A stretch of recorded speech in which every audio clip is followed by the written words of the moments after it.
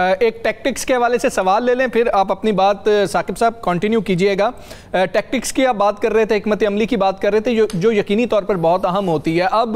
ابھی تک حلف نہیں ہوا جو مخصوص نشستیں لوگ لے کے داخل ہوں گے اسمبلی کے اندر، اس حوالے سے حکمت عملی یہ سامنے آ رہی ہے کہ اجلاس تو بلا لیا گیا ہے، لیکن اجلاس شروع ہوگا شاید، اس کے بعد کورم پورا نہیں ہوگا، اس کی نشاندہی کر دی جائے گی اور پھر اس اجلاس کو ملتوی کر دیا جائے گا۔ تو کچھ اس طرح کی باتیں بھی سامنے آ رہی ہیں کہ پاکستان تحریک انصاف کے پی کی جو گورنمنٹ ہے، ظاہر ہے ٹیکٹکس تو پھر ہونے چاہیے سیاست میں، تو اس بارے میں بھی سوچ رہے ہیں۔ آپ سمجھتے ہیں کہ ایسا ہو پائے گا؟ حمزہ بھائی بات بڑی کلیئر ہے کہ پی ٹی آئی کو اب جو بھی ہے آج نہیں تو کل نہیں تو پرسوں یہ حلف نہیں لیں گے تو کوئی اور حلف لے گا، یہ ان کو لے لینا چاہیے، حلف لے لینا چاہیے۔ اس میں کوئی اب دو رائے نہیں ہے، کیونکہ کوئی رستہ نہیں ہے، کوئی قانونی محاذ نہیں ہے کہ جو بچا نہیں ہے۔ ہم اس فیصلے کو کبھی بھی ڈیفینڈ نہیں کرتے کہ وہ کوئی اچھا فیصلہ نہیں تھا، لیکن وہ جو رانا صاحب بات کر رہے تھے، میں تھوڑا سا اس پہ ضرور جو وہ کامنٹ کروں گا کہ جو پی ٹی آئی کی جو ہم بہت مارجن دیتے ہیں،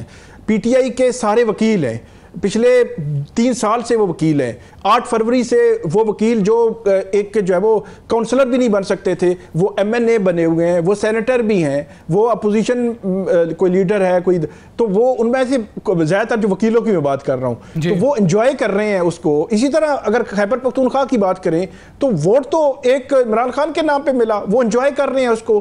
ایک چیز ہمیں ماننی ہوگی کہ پی ٹی آئی کی لیڈرشپ آپس میں تو لڑ رہی ہے، لیکن ایک چیز میں ناکام ہوئی ہے کہ اپنی لیڈرشپ کو وہ باہر نہیں نکلوا سکے۔ وہ قانونی محاذ تھا ان کے پاس سیاسی محاذ تھا، اگر انہوں نے نہیں نکلوایا تو بے شک آپ کہیں دوسری طرف جو ہے وہ بہت طاقتور ہے، عدلیہ سے ان کو انصاف نہیں مل رہا یا جو بھی ہے، لیکن ایک چیز تو فیکٹ ہے نا کہ وہ نہیں نکلوا سکے۔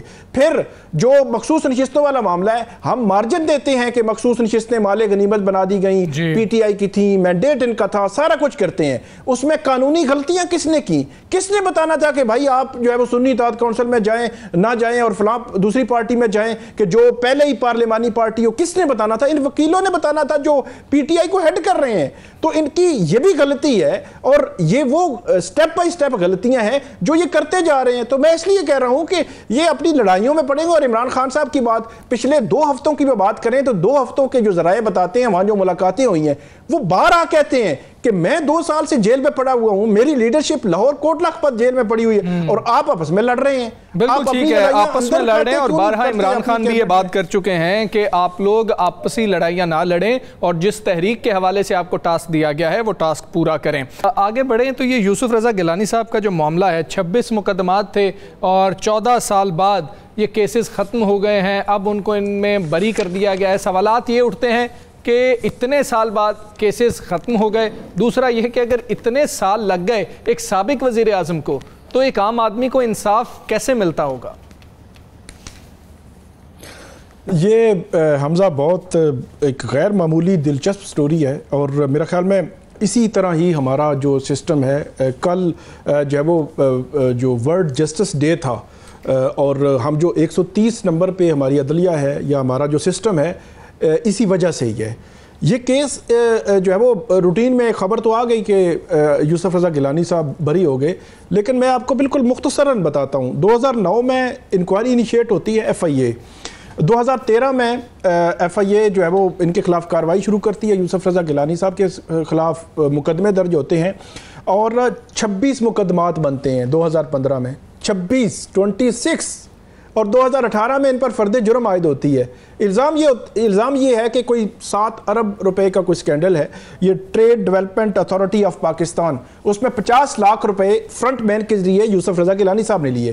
2018 میں فرد جرم عائد ہوئی، 2025 میں عدالت نے آج یہ کہا ہے کہ گیلانی صاحب کے اکاؤنٹ میں تو پیسے گئے ہی نہیں ہیں، اور اگر ان کے اکاؤنٹ میں سے پیسے ہوتے تو ہم نکلوا لیتے، اور کیس کے وعدہ معاف گواہ کو ملزم بنا دیا گیا، اور 14 سال جو ہے وہ ملزمان کو لگے اپنے اس کیس کو کلیئر کرنے میں۔ تو یہ صورتحال ہے کہ 14 سال کے بعد اس کیس سے یوسف رضا گیلانی صاحب بری ہوئے ہیں. 50 لاکھ روپے ان پر یہ جو ہے وہ ایک الزام تھا کہ ان فرنٹ مین کے لیے انہوں نے لیے. آپ اندازہ لگائیں کہ 14 سال میں پروسیکیوشن FIA, ان کے پروسیکیوٹرز, عدالتیں, پورا سسٹم, ان کی 2013 14 15 16 17 میں پڑھ رہا تھا کہ ان کی کبھی وارنٹ گرفتاری, کبھی مفرور قرار دیا جا رہا ہے, کبھی وہ ضمانتیں ہائی کورٹ سے, اسلام آباد سے, کبھی سندھ ہائی کورٹ سے کروا رہے ہیں. مطلب پورا ایک سسٹم جو ہے وہ ہلا ہوا ہے. لیکن 14 سال بعد زیرو رزلٹ.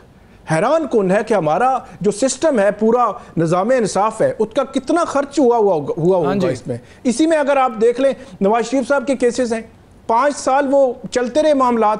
آخر میں ابھی 2022 اکتوبر میں وہ نیب نے کہا یہ کیس تو بنتا ہی نہیں تھے. 5 سال کے بعد وہاں پہ بھی کیا ہوا, کئی جو ہے وہ میں سمجھتا ہوں لاکھوں کروڑوں روپے جو ہے وہ پروسیکیوشن پہ لگ گئے. آخر میں پتہ چلا انہوں نے کہا کیس ہی نہیں بنتا.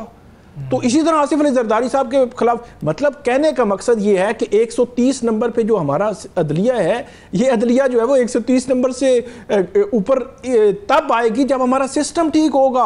اگر کیس نہیں بنتا تو نہیں بنانا چاہیے, اگر بنتا ہے تو ضرور بنائے. لیکن یہ جو مطلب تفصیلات سامنے آ رہی ہیں تو یہ تو میرے خیال میں بڑی تشویشناک ہیں. یہ مزید ہمارا جو انڈیکس ہے جو جسٹس کا وہ نیچے جائے گا, اور یہ جو ہے وہ عوام کا جو اعتماد ہے وہ تو کہاں گیا.